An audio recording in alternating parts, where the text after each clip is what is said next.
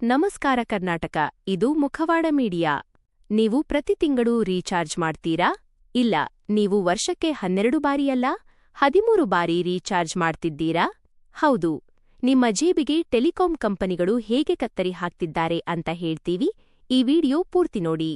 ವಿಷಯದ ಒಳಗೆ ಹೋಗೋಕ್ಕಿಂತ ಮುಂಚೆ ಇಂಥ ಜನಪರ ಮಾಹಿತಿಗಳಿಗಾಗಿ ಈಗಲೇ ನಮ್ಮ ಯೂಟ್ಯೂಬ್ ಚಾನೆಲ್ ಸಬ್ಸ್ಕ್ರೈಬ್ ಮಾಡಿ, ಇನ್ಸ್ಟಾಗ್ರಾಮ್ ಮತ್ತು ಫೇಸ್ಬುಕ್ ಪೇಜ್ಗಳನ್ನು ಫಾಲೋ ಮಾಡಿಕೊಳ್ಳಿ. ಈ ವಿಡಿಯೋ ಕಡೆ ತನಕ ನೋಡಿ.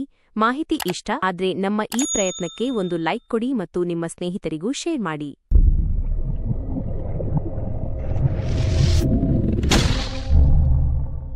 ಜನಸಾಮಾನ್ಯರ ಜೇಬಿನ ಮೇಲೆ ಆಗ್ತಿರೋ ಈ ಲೂಟಿಯ ಬಗ್ಗೆ ರಾಜ್ಯಸಭೆಯಲ್ಲಿ ಸಂಸದ ರಾಘವ ಚಡ್ಡಾ ಧ್ವನಿ ಎತ್ತಿದ್ದಾರೆ.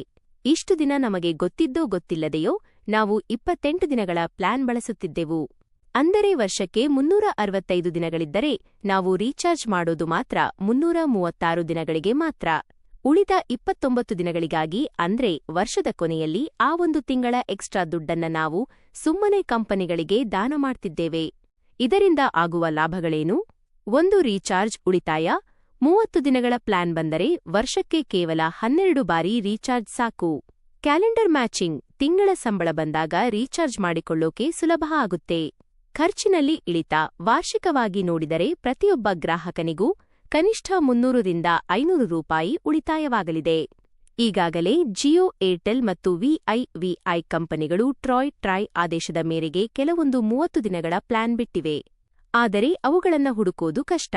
ಹೆಚ್ಚಿನವು 28 ದಿನಕ್ಕೆ ಸೀಮಿತವಾಗಿವೆ. ಈಗ ಸರ್ಕಾರವೇ ಇದಕ್ಕೆ ಅಧಿಕೃತ ಮುದ್ರೆ ಒತ್ತಿದರೆ ಕಂಪನಿಗಳು ಅನಿವಾರ್ಯವಾಗಿ 30 ದಿನದ ಪ್ಲಾನ್ ನೀಡಲೇಬೇಕಾಗುತ್ತದೆ. ಮುಖವಾಡ ಮೀಡಿಯಾ ಅನಿಸಿಕೆ ನೋಡಿ. ಮೊಬೈಲ್ ಇವತ್ತು ಐಷಾರಾಮಿ ವಸ್ತುವಲ್ಲ, ಅದು ಪ್ರತಿಯೊಬ್ಬರ ಅಗತ್ಯ. ಬಡವನಿಂದ ಶ್ರೀಮಂತನವರೆಗೂ ಫೋನ್ ಬೇಕೇ ಬೇಕು. ಹಾಗಿರುವಾಗ ತಿಂಗಳಿಗೆ 30 ದಿನಗಳಿರುವಾಗ 28 ದಿನಕ್ಕೆ ಪ್ಲಾನ್ ಕಟ್ ಮಾಡೋದು ಎಷ್ಟು ಸರಿ? ಇದು ಗ್ರಾಹಕರ ಹಿತಕ್ಕಿಂತ ಕಂಪನಿಗಳ ಲಾಭಕ್ಕೆ ಹೆಚ್ಚು ಒತ್ತು ಕೊಟ್ಟಂತಿದೆ.